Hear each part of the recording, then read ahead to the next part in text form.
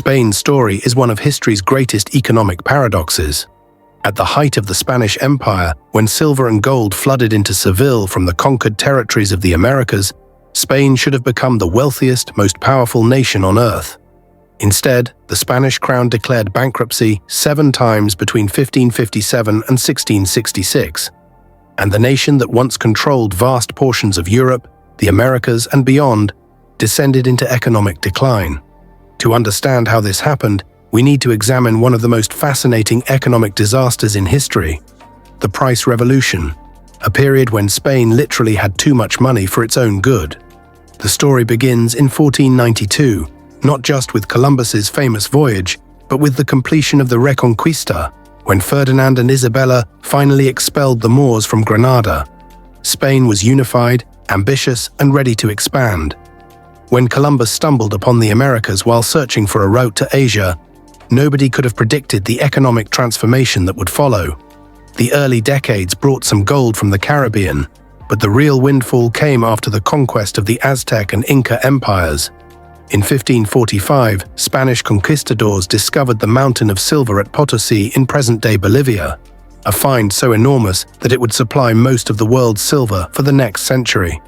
Between 1500 and 1650, historians estimate that Spain imported around 16 million kilograms of silver and 185,000 kilograms of gold from the Americas. To put this in perspective, this influx increased Europe's existing stock of precious metals by over 300%. You might think this would make Spain unimaginably wealthy, and in some ways it did, at least superficially. The Spanish court became legendary for its extravagance.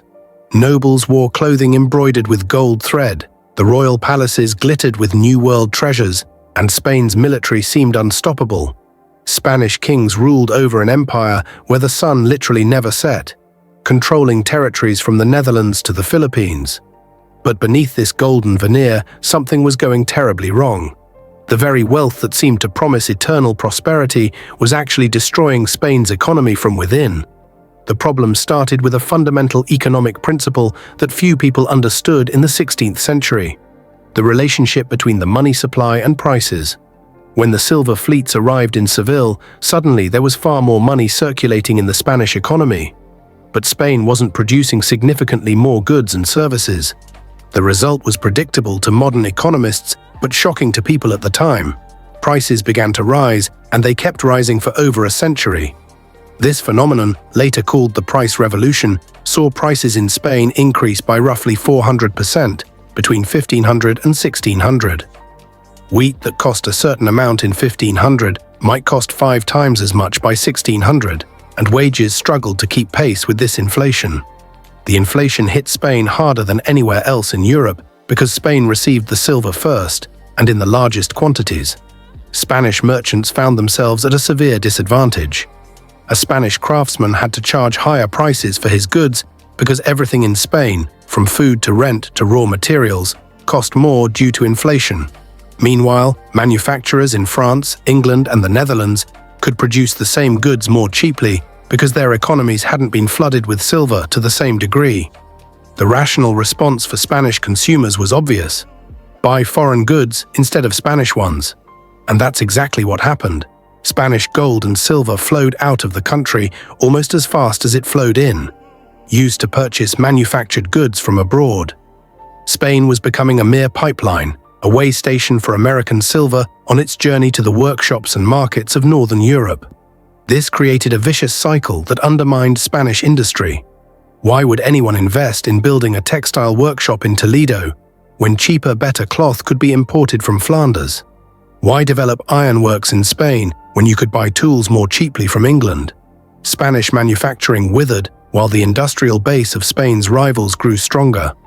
The very wealth that should have funded economic development instead encouraged economic parasitism. Spain became dependent on other nations for manufactured goods, even basic necessities. By the early 17th century, it was said that everything Spain wore, everything Spain used, and almost everything Spain ate came from somewhere else. The Spanish had gold and silver, but they had let the actual productive capacity of their economy atrophy. The Spanish government's fiscal policy made everything worse. The kings of Spain, particularly Philip II and his successors, were constantly at war. They fought the Ottoman Empire in the Mediterranean, they battled Protestant rebels in the Netherlands, they sent the ill-fated Armada against England, and they involved themselves in the devastating 30 Years' War. Military campaigns consumed enormous sums of money. The flood of American silver created an illusion of infinite wealth, encouraging the Spanish crown to borrow extensively from foreign bankers, particularly German and Italian financiers. The kings assumed the silver would keep flowing forever, but wars cost more than even the mines of Potosi could support. The Spanish crown's revenue system was also remarkably inefficient. Much of the American silver was already committed to repaying loans before it even arrived in Spain. Powerful Spanish nobles were largely exempt from taxation, placing the burden on those least able to pay. When revenues fell short, which happened regularly, the crown would declare bankruptcy. This wasn't bankruptcy in the modern sense, where the state ceases to exist. Instead, it was a suspension of payments to creditors, a forced renegotiation of debts. The first bankruptcy came in 1557 under Philip II, just as the silver imports were reaching their peak. More would follow in 1560, 1575, 1596, 1607, 1627, and 1647. Each bankruptcy shook the financial markets of Europe, ruined countless creditors, and destroyed trust in Spanish finances. Lending to Spain became riskier, which meant higher interest rates, which meant even more of the crown's revenue went to servicing debt rather than productive investments. The Spanish government was trapped in a debt spiral, drowning in silver but unable to pay its bills. The social and cultural impacts were just as destructive as the economic ones. The sudden wealth from America created perverse incentives throughout Spanish society. Why learn a trade or develop a skill when you might strike it rich in the colonies or through an advantageous marriage? Why engage in trade, which was considered vaguely disreputable, when you could live as a noble on inherited wealth or royal favor? Generations of ambitious young Spaniards left for the Americas seeking fortune, draining the homeland of entrepreneurial energy. Those who remained often pursued careers in the church, the military, or royal administration, rather than commerce or manufacturing. The Spanish economy developed what economists call Dutch disease, named after the problems the Netherlands faced after discovering natural gas in the 1960s. When a country discovers natural resources, the resource sector becomes so profitable that it draws labor and investment away from other parts of the economy, and the influx of foreign currency makes exports uncompetitive. Spain's American silver was essentially a massive century-long case of Dutch disease. The social structure of Spain reinforced these problems. Spanish society was rigidly hierarchical, dominated by an aristocracy that disdained commercial activity. The concept of limpieza de sangre, or blood purity, meant that having ancestors who engaged in trade or manual labor could be a social stain. Many of Spain's most talented potential merchants and artisans were Jews and Muslims who had converted to Christianity, and they faced constant suspicion and discrimination. When Spain expelled Jews who refused to convert in 1492 and later persecuted converted Jews and Muslims through the Inquisition, the country lost communities with extensive commercial networks and valuable skills. Meanwhile, the Spanish nobility grew larger and more parasitic. Cash-strapped kings sold titles and privileges, creating a swollen aristocratic class that consumed wealth rather than creating it. By some estimates, nearly 10% of the Spanish population claimed noble status by the 17th century, and most of these nobles were exempt from direct taxation. The agricultural sector, which employed most Spaniards, also suffered. The powerful sheep-herding guild, called the Mesta, received royal protection and privileges that allowed their flocks to migrate across Spain, often trampling farmland. Wool exports seemed profitable in the short term, but the focus on sheep herding came at the expense of crop cultivation. Spain, blessed with generally good agricultural land, became increasingly unable to feed itself and had to import grain. The inflation caused by American silver hit farmers particularly hard because the prices they received for their crops were often controlled, while the costs of everything they needed to buy rose steadily.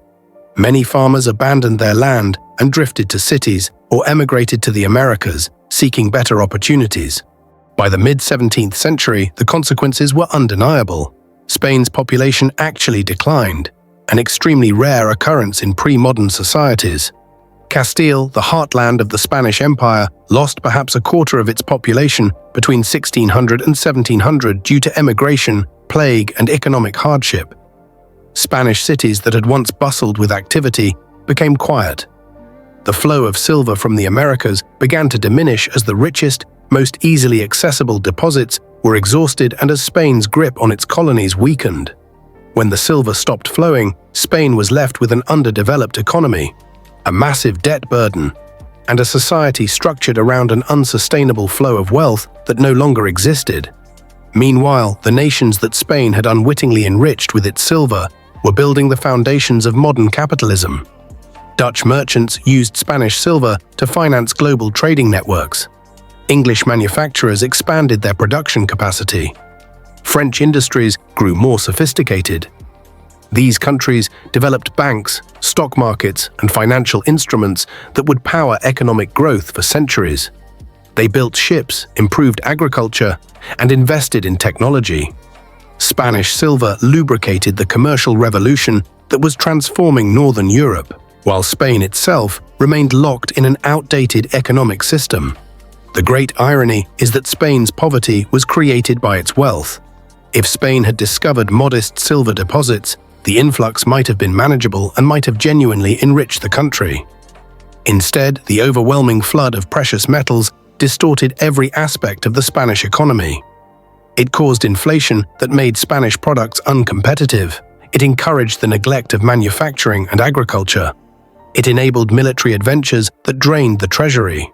It attracted predatory lending that trapped Spain in permanent debt. It created social incentives that directed talent away from productive activities. The silver was real wealth in the sense that it could be traded for goods and services, but Spain never converted that temporary wealth into sustainable economic development. The lesson of Spain's golden age is a sobering one about the nature of wealth and economic development. True prosperity doesn't come from having gold and silver, or in modern terms, from having oil, diamonds, or any other natural resource. Real wealth comes from productive capacity, skilled workers, efficient agriculture, advanced manufacturing, technological innovation, and the institutions that support these things. Spain had the opportunity to use its American windfall to build such an economy, but instead the very ease of wealth from silver discouraged the hard work of economic development.